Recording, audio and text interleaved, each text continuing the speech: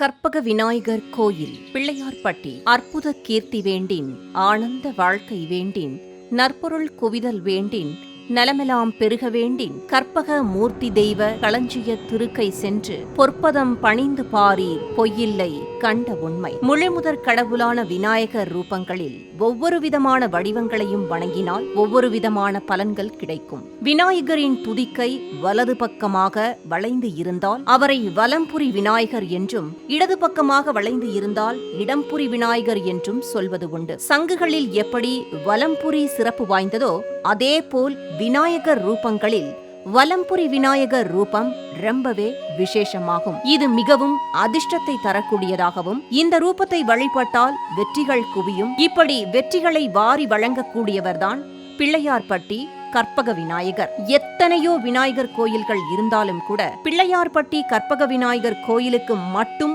கூடுதல் சிறப்பு என்ன? இத்தனை பிரசித்தி பெற்ற கோயிலாக இருக்க காரணம் என்ன? வாருங்கள் இந்த வீடியோ மூலம் தெரிந்து கொள்ளலாம்.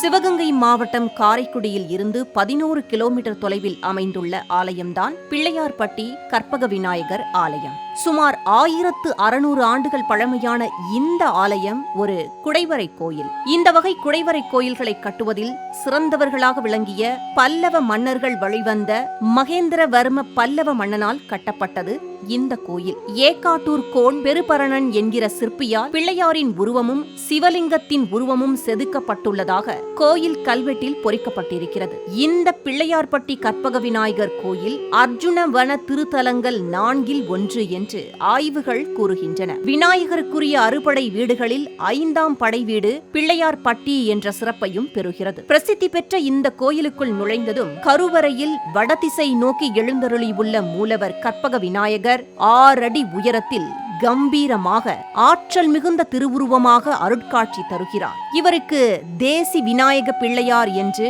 மற்றொரு சிறப்பு பெயரும் உண்டு. யாம் இருக்கும் இடத்தில் சகல செல்வங்களும் கற்பக விருட்சமாய் வளரும் என்பதற்கு ஏற்ப கற்பக மரம் போல கேட்டவரம் அனைத்தும் நல்குவதால் கற்பக விநாயகர் என்ற பெயர் பிற்காலத்தில் காரண பெயராக அமைந்துள்ளது.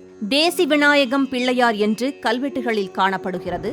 உலகின் பல பாகங்களில் விநாயகர் வழிபாடு தொன்று தொட்டு வளர்ந்து வருகிறது. உலகில் காணப்படும் விநாயகர் சிற்பங்கள் காலத்தில் முந்தையதாகவும் உலகின் முதல் பிள்ளையாராகவும் அமைந்திருப்பது கற்பக விநாயகரின் சிறப்பு என்றே கூறலாம். பொதுவாக மற்ற கோயில்களில் 4 திருக்கரங்களுடன் அருளும் விநாயகர் இங்கே பிள்ளையார்பட்டி கற்பக விநாயகர் கோவிலில் 2 கரங்களுடன் அங்குச பாசம் இல்லாமல் அமைதியாக காட்சி தருகிறார். இதுபோன்ற 2 கைகளுடன் கூடிய சிலை வேறு எந்த கோயிலும் இல்லை என்று கூறலாம். இதிலிருந்து இவர் காலத்திற்கு முந்தையவர் என்றும் கூறுகிறார்கள். மேலும் இங்கு விநாயக பெருமானின் தொந்தி ஆசனத்தில் படியாமல் அர்த்த பத்மாசனம் போன்று, அதாவது பாதி அமர்ந்த நிலையில் பக்தர்களுக்கு அருள் பாலிக்கிறார். அதாவது அவருக்கு எதிரே சிவபெருமான் வீற்றிருப்பதால் தந்தை எப்போது அழைத்தாலும் உடனே செல்ல வேண்டும் என்பதற்காகவும், எந்த ஒரு பக்தனும் அழைத்த நொடியில் ஓடி சென்று உதவுவதற்காகவும் தான் இப்படி அமர்ந்துள்ளாராம். அதேபோல இடக்கரத்தை கடிகஸ்தமாக இடையில் நாட்டி வலக்கரத்தில் சிவலிங்கம் தாங்கியும் அருள் பாலிக்கிறார். அதாவது கஜமுகன் என்கிற அசுரனை சம்ஹாரம் செய்த விநாயக பெருமான் அந்த தோஷம் நீங்க இங்கே சிவ வழிபாடு செய்வதாக நம்பிக்கை. அதனால்தான் கையில் சிவலிங்கம் தாங்கி தியான கோலத்தில் அருள் பாலிப்பதாகவும் கூறுகிறார்கள். வலது தந்தம் நீண்டும் இடது தந்தம் குறுகியும் காணப்பட துதிக்கையை வலம் சுழித்து விசேஷ திருக்கோலத்தில் காட்சி கொடுக்கிறார். வலம்புரி விநாயகருக்கு விசேஷமான அனுக்கிரக சக்தி இருப்பதாக ஆகமத்தில் சொல்லப்பட்டுள்ளது. இதில் தும்பிக்கையின் வளைவு ஓம் என்ற பிரணவ மந்திரத்தின் அமைப்பை ஒத்துள்ளது. வாய்ப்பகுதியின் வலது ஓரம் ஆரம்பித்து கன்னம் மத்தாம் தொந்தி வழியாக சுழன்று தும்பிக்கை வளைந்து இருக்கும். இப்படிப்பட்ட வலம்புரி விநாயகரை வணங்கிட சகல காரியங்களும் சித்தியாகும். அதேபோல அவரது வலது தந்தம் நீண்டும் இடது தந்தம் குறுகியும் இருக்கும். இதன் நுட்பமான பொருள் இறைவன் ஆணா பெண்ணா இல்லை அதற்கும் அப்பாற்பட்ட பெருநிலையா என்பதை உணர்த்தவே இவர் இவ்வாறு அருள் பாலிப்பதாக கூறுகிறார்கள். அதாவது ஆண் யானைக்கு தந்தம் உண்டு, பெண் யானைக்கு தந்தம் இல்லை. எனவே தந்தம் இருப்பது ஆண் யானையையும் இடது பக்கம் தந்தம் இல்லாமல் இருப்பது பெண் யானையையும் நினைவுபடுத்தி ஆண் பெண் தன்மைக்கு அப்பாற்பட்ட அரும் பொருள் என்கிறது இதன் தத்துவம். பிள்ளையாரின் முன்பு இடப்புறம் 4, வலப்புறம் 4, நடுவில் 1 என மொத்தம் 9 சரவிளக்குகள் இருக்கின்றன. அவை நவக்கிரகங்களை குறிப்பவையாகும். பிள்ளையார்பட்டி கற்பக விநாயகரின் சிற்பமே உலகத்திற்கு முதல் பிள்ளையார் வடிவம் என அறியலாம். கற்பக விநாயகர் தனது கையில் மோதகத்தை வைத்திருக்கவில்லை. யோக நிலையில் உலக நன்மைக்காக கையில் லிங்கத்தை வைத்து ஞான தவம் புரியும் திருக்கோலத்தில் அமர்ந்த நிலையில் காணப்படுகிறார். அவர் யோக விநாயகராக இருப்பதால் கேட்ட வரங்கள் எல்லாம் எளிதில் கொடுக்க வல்லவராகவும் இருக்கிறார்.